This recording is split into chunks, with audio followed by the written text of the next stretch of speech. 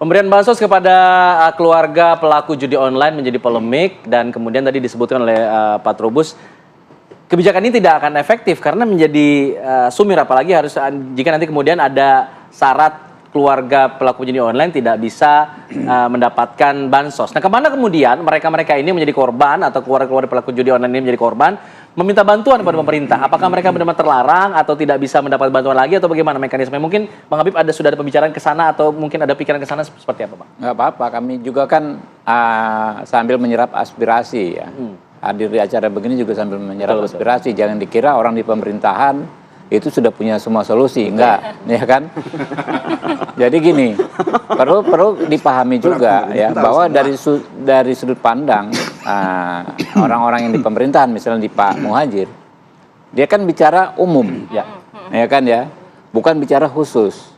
Semua hal itu kan harus diantisipasi, termasuk orang-orang yang menjadi miskin, karena adanya pelaku judi online ini.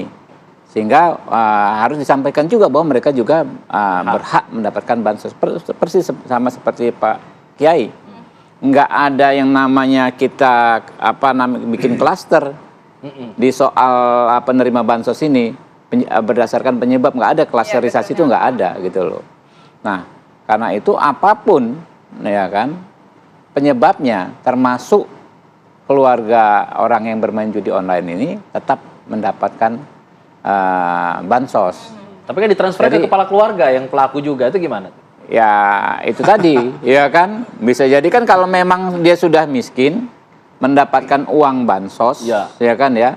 Lalu uang bansosnya dalam tanda kutip dia gelapkan, misalnya kan. Gelapkan kan? Ini kan buat keluarga, bukan buat bapaknya sendiri, ya kan? Betul. Harusnya kan bisa jadi misalnya gini ya, dievaluasi macam melibatkan perangkat pemerintah, ada RW, ada RT kalau di Jakarta ya. Itu yang bisa menjadi pemberi informasi untuk evaluasi berikutnya gitu. Bang Habib, kalau ngomongin judi online ini memang benar kata Bang Habib, dari hulu ke hilir begitu ya, Bang. Yeah. Kalau di hulunya aja belum beres begitu ya, apakah di hilirnya dengan kebijakan yang bersifat mungkin sesaat gitu tidak menghilangkan akar masalahnya, ini juga bisa? Apakah hukumnya yang kurang kuat di awal di penegakan terhadap para penyelenggara judi online ini, atau gimana sih sebenarnya? Ya lengkap, makanya kalau kita bicara soal tindak pidana, apalagi yang terjadi begitu masif, tentu perlu penyelesaian yang sangat-sangat komprehensif. Pendekatan hukumnya komprehensif, juga pendekatan kultur, ekonomi dan lain sebagainya juga mesti lengkap. Nah, jadi kalau saya sebagai pimpinan Komisi 3, ya, yang paling penting itu justru di awalnya, di hulunya, ya, karena kan ini sudah merupakan penyebab, akibat, ya, yang dilihat sudah akibat gitu loh. Sebabnya kalau hulunya, ya kita maksimalkan, ya, sekarang kan perangkat peraturannya sebetulnya sudah ada, ya, pasal 27 itu kan mendistribusi, mentransmisi, mengakses, sebenarnya itu baik. Oh, termasuk mengakses ya? Player maupun penyelenggaranya bisa kena semua tuh dari situ. Nah, kalau penegakan hukum maksimal, saya pikir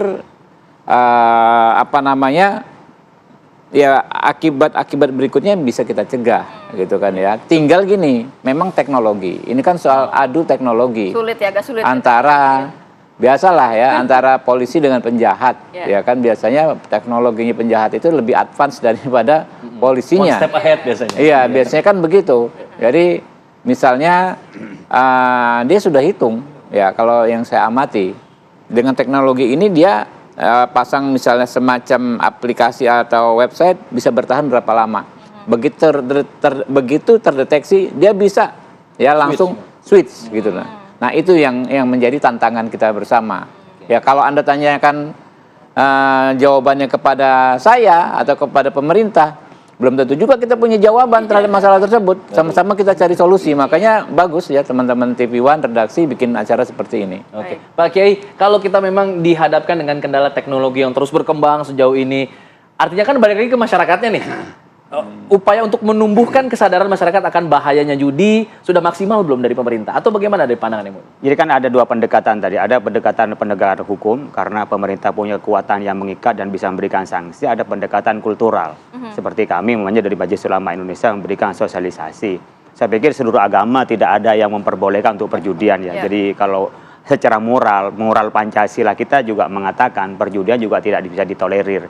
Oleh karena itu kita juga bersama-sama menyampaikan. Tapi kan dalam kategori bahasa itu meskipun orang ngerti tidak semua orang mendapat hidayah. Innaka la tahdi man ahbabta walakin yahdi man yasha. Kita nggak bisa memberikan hidayah. Masing-masing individu ya. Iya, penyadaran tidak bisa. Makanya kan dikhawatirkan ketika ada prioritas kepada para penjudi untuk mendapatkan bantuan dari keluarganya yang miskin, apalagi nanti diterima oleh penjudinya dipakai lagi untuk judi, nanti ada perkumpulan penjudi-penjudi karena dia akan mendapat bantuan. Ya kan? Karena ada prioritas. Orang kita ini kan kreatif ya. Masalah baru lagi dong. Masalah baru lagi itu kan kreativitas. Jadi jadi komunitas baru bahwa mereka akan mendapat bantuan. Seharusnya seperti apa Pak Kiai? Ya seharusnya pikir sudah tepat sebagai kriteria yang sementara. Berikan kriteria yang ketat tentang siapa yang masuk dalam data terpadu kesejahteraan sosial itu sudah tepat saya pikir. Tanpa melihat dari mana latar belakang tentang persoalan apa. Kemudian persoalan masing-masing yang diselesaikan. Dengan? Tadi Pak Habibur Rahman tadi sampaikan adalah hulunya. Kalau memang umpamanya soal platform tadi ada mereka kecanggihan, memang selalu kejahatan lebih cepat daripada undang-undang. Kejahatan juga teknologi lebih cepat daripada yang dimiliki oleh penegak hukum, itu udah pasti. Oleh karena itu di sini mungkin ada satkernya adalah bagaimana cara penguatan di cyber kita. Itu pasti di dalam penegakan hukum. Kami bersama-sama dengan pemerintah adalah penyeru keagamaan, penyeru moral adalah menyampaikan tentang pentingnya kita menghindari judi. Meskipun kita berkali-kali menyampaikan, pasti ada banyak yang tidak sadar. Ada juga yang mengerti dan bisa sadar. Oleh karena itu kita kerja bersama. Jadi antara menyelesaikan masalah kemiskinan dengan masalah perjudian ada dua hal yang berbeda. Tidak boleh ini dikumpulkan. Yang satu adalah kesadaran tapi tidak bisa tadi untuk menegur kepala keluarganya yang sudah kecanduan dan bagaimana kita mengatasinya. Jadi orang-orang yang terkena judi ini bagaimana kita melakukan pembinaan, pembimbingan sehingga mereka mau kerja baik. Biasanya kan mereka banyak ngayal ya. Dengan memberikan sekian mereka mendapatkan yang banyak. Ini perlu disadari bahwa kita sukses, kita bisa juga punya banyak harta itu dengan kerja keras dan kerja cerdas tentunya. Dan ini harus disadarkan kepada masyarakat. Oke. Pak Trubus, kalau melihat secara teknisnya harus seperti apa nih biar kebijakan yang masih wacana ini bisa diimplementasikan dengan baik dan benar nantinya? Iya, kalau teknisnya harus dibuat dulu kebijakan regulasinya dulu, definisi miskin karena online judol ini harus ada definisi dulu. Jadi nanti baru dari situ ada kemudian dibuat mekanisme prosedurnya, syarat-syaratnya yang ketat gitu terhadap mereka-mereka yang menerima. Itu yang paling utama dulu. Yang kedua, tentu ini kan judi ini kan ya 600 triliun loh satu tahun ya, suatu hal yang sangat menggiurkan. Bahkan ada ya di publik ada usulan bagaimana kalau itu dilegalisasi aja sekalian dari masukan kepada pemerintah. Iya, untuk pembangunan negara kan 600 triliun itu tapi satu kan hal yang keluar nggak di Indonesia. Ini dikirimnya keluar.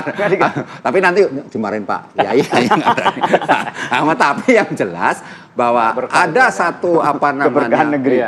Dua hal itu, ada penindakan dan ada pembinaan. Nah, penindakan ini bagi mereka kata pelaku, kata bandar, itu penindakan. Cuman kalau mau penindakan juga sulit karena belum ada aturan. Bukan, maksudnya dalam arti pendataannya kan selama ini kan data menjadi PR penting begitu ya untuk permasalahan di Indonesia. Pendataannya sendiri apakah data bansos khususnya di bawahnya ada lagi korban judi online ini nantinya akan gampang nggak sih diimplementasikan? Ya itu yang gampang kan pastinya. Data bansos yang umum aja sulit apalagi yang itu. Bagi kami agama menyampaikan. Lah orang berbuat haram kok dikasih prioritas itu dari mana? Kebetulan negeri ini. Karena orang yang nggak baik-baik aja dikasih prioritas daripada orang yang berjudi. Ini kira-kira kalau argumentasi moralnya. Berarti kan perlu ada diskusi lagi nih antara pemerintah dan DPR karena ini berkaitan dengan anggaran ya Bang ya.